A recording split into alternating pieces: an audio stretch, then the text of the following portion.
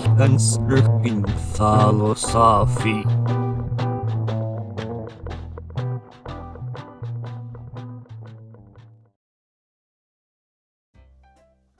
In part 1, we looked at how Greek social class structure influenced philosophy.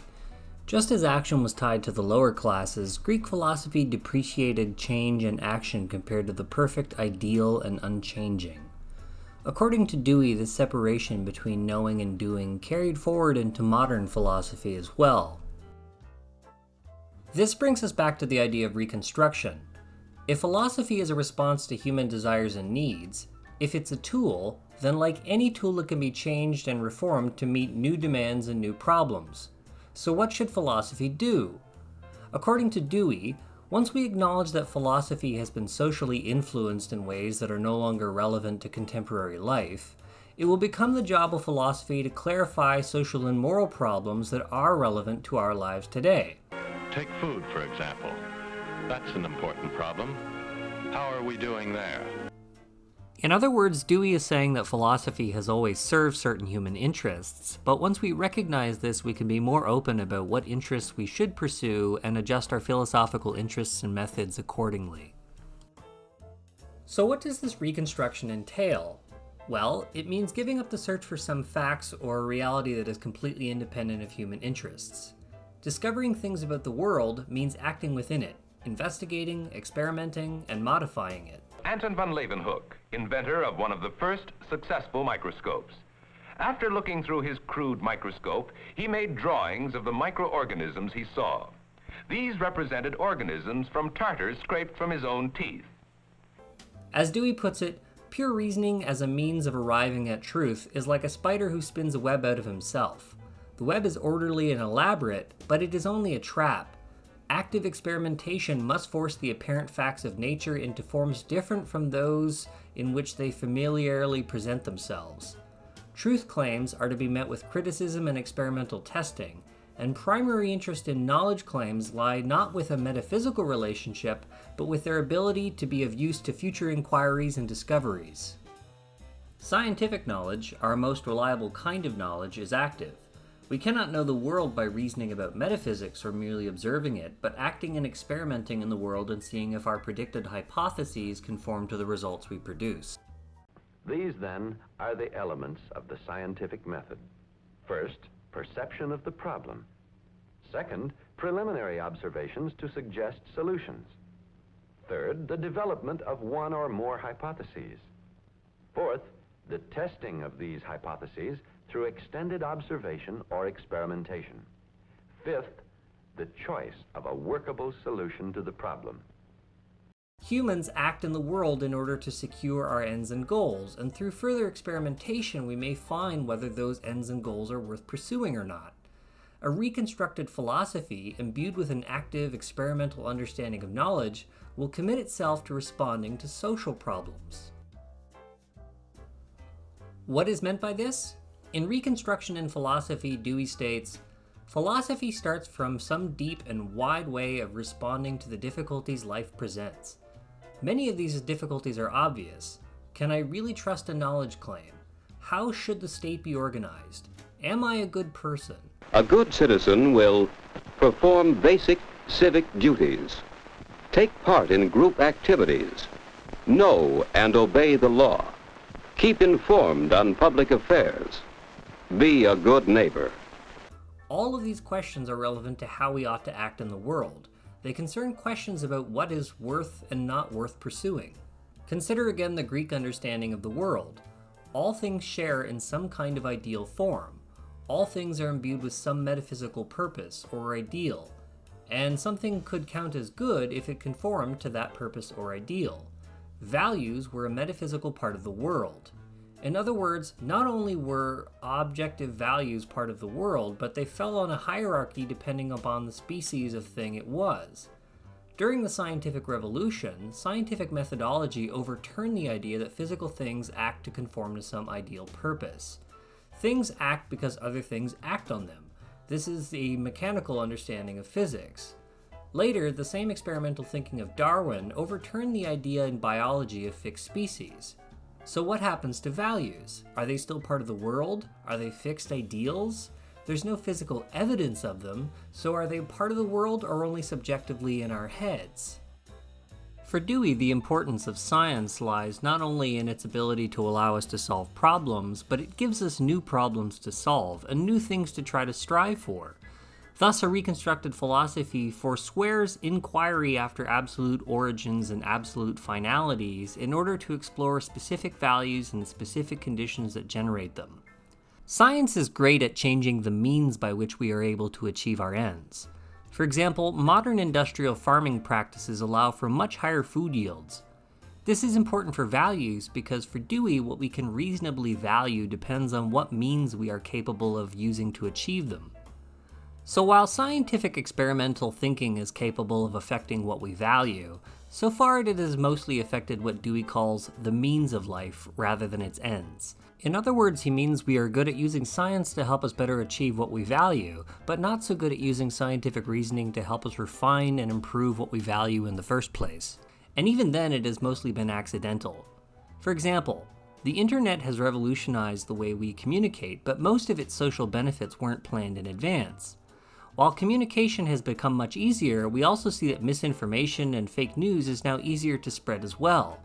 So while science has provided effective means of communication, it also presents a new problem about how and what we want to be communicated. We haven't taken the extra step and really begun to apply the experimental method to what we value and what we're trying to achieve, as this is what Dewey says defines the specific problem of philosophical reconstruction at the present time.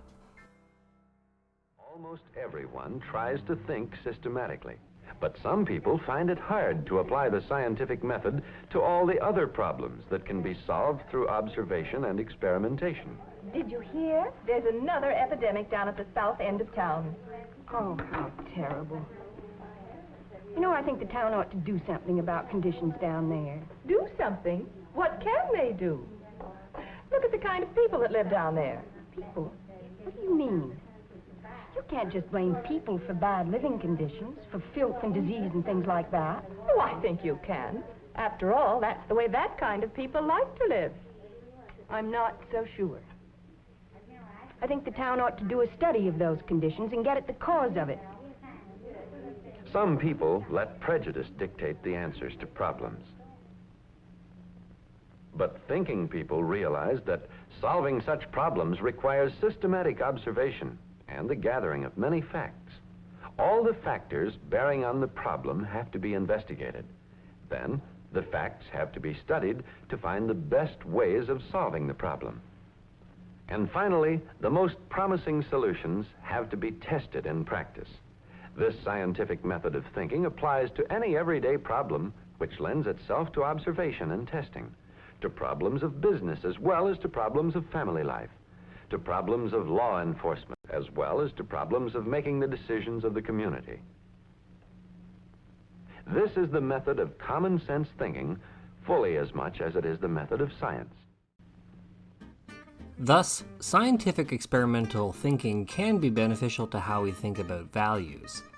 The intellectual task of the 20th century for philosophy, as Dewey saw it, was to abandon unhelpful metaphysical questions and apply experimental thinking to improving our social and moral lives. He puts it this way: if insight into specific conditions of value and into specific consequences of ideas is possible, philosophy must in time become a method of locating and interpreting the more serious of the conflicts that occur in life, and a method of projecting ways for dealing with them, a method of moral and political diagnosis and prognosis.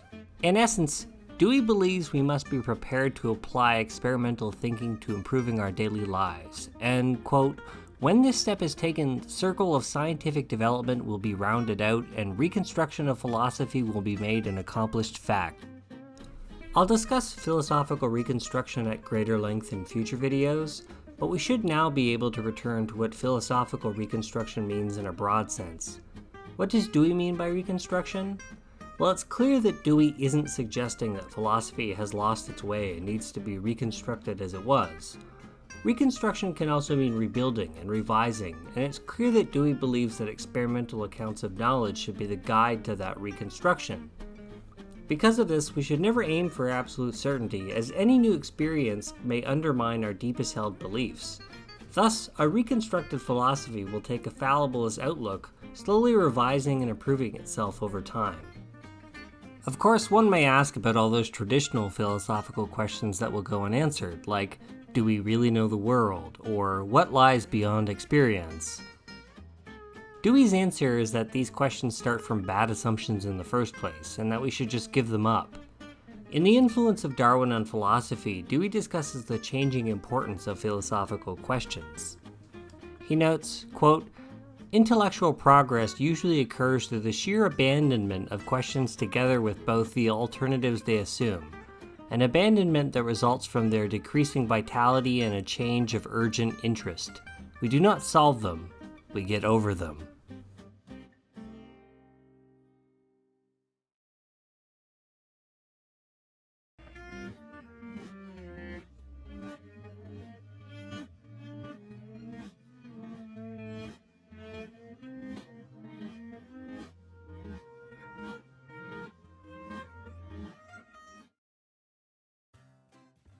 In part 1, we considered Dewey's early life, and there was an important reason for that. As I noted, Dewey believes that culture has a huge impact on philosophy, and it's worth considering how Dewey's own culture influenced his own thinking. Industrialization had a huge impact on Dewey's life, which is why his early life is so much more different from our own. Pragmatism was received in some circles as being an industrial philosophy, one that was fittingly American. For example, when pragmatism was first encountered in Europe, it was considered a hedonistic and utilitarian philosophy. Some European philosophers like Russell and Santayana accused pragmatism of being an industrial philosophy, with Russell stating that pragmatism was a philosophical expression of the love of truth being obscured by American commercialism. While this is an exaggeration, Dewey's philosophy does mirror industrial thinking. In his essay Logic of Judgments of Practice, Dewey uses the analogy of building a boat to suggest that logic is itself a tool that we have refined in order to reach more secure conclusions. He begins by suggesting that all inquiries involve a practical component, and then suggests, quote, "If thinking is the art by which knowledge is practice, then the materials with which thinking deals may be supposed, by analogy with the other arts, to take on in consequence special shapes. The man who is making a boat will give wood a form which it did not have, in order that it may serve the purposes to which it is to be put. Thinking may then be supposed to give its material the form which will make it amenable to its purpose, attaining knowledge." The elaborate paraphernalia of the scientist is nothing more than a tool for thinking, for a systematic way of looking at things and thinking problems through that we call the scientific method. In essence, Dewey is suggesting that, like building a boat where we give wood a special form to serve a purpose, logic itself is a form of thinking which allows our thoughts to be ordered in such a way as to serve the purpose of knowledge production. Logic is a kind of thinking technology which is formed and reformed over time to serve our purposes. Given his position, it should come as no surprise that Dewey would believe that philosophy is also a tool which serves functions and which can and should be changed and reformed over time to serve new purposes. Dewey's philosophy disavows the kind of crass industrial utilitarian thinking that philosophers like Bertrand Russell charged him with. However, his rhetoric doesn't completely divorce itself from the industrial attitude that was taking place during Dewey's lifetime, and it would be silly to think that the dramatic changes taking place during his life didn't affect his own pragmatism. It's probably no surprise that the industrial and cultural reconstruction of society witnessed in his lifetime influenced the way that he thought about philosophy. After all, American society following the Civil War was one of dramatic change. When Dewey was born, only 20% of Americans lived in urban areas. By the time of his death, roughly 60% did. The pattern of family life in America has undergone radical changes. On a farm in the 1880s, family life followed a pattern which had been characteristic of America from early colonial times. During his lifetime, the American population grew from 31 million to 151 million. Much of this shift was driven by a rapidly industrializing economy which seemed poised to replace the United Kingdom as the world's leading manufacturer. Dewey's lifetime witnessed the invention of the car, the radio, the airplane, and nuclear fission. His world was constantly reconstructed throughout his life. Notice that Dewey has not presented an argument, at least in the traditional philosophical sense, against traditional philosophy. However, he has presented reasons for believing that the traditional goals of philosophy may not be rooted in what is purely rational, but rather what is social and cultural. The history of philosophy is not to be understood as isolated reasoning, but is connected with anthropology, the history of religion, and social and cultural institutions. Dewey uses this genetic method often in his works, recognizing both the importance that culture can have in our intellectual pursuits and the futility of using traditional logic to undermine philosophy's traditional assumptions. This method seeks to understand an idea by tracing the historical processes that brought it about. A good example of this method at work is found in Dewey's 1911 paper, The Problem of Truth, where he traces historical factors that made it necessary to develop the concept of truth, how truth and authority were related, and how truth was eventually given philosophical formulation. This approach is controversial because it directly involves this relationship between history, action, and knowledge that traditional philosophy rejects. Something is supposed to be true because it corresponds to objective reality, so the history of a theory or idea should be irrelevant to whether it is true or not. But if we reject the separation between knowledge production and practice, then it is no longer so controversial, particularly if the traditional framework itself is only a product of social influence. We must also remember that Dewey is not trying to demonstrate that a theory is true or false, but rather provide an analysis of the meanings we attach to ideas. He's not trying to argue that traditional philosophical theories are wrong, but that they are a response to problems that we need to get over because they reflect concerns that no longer matter.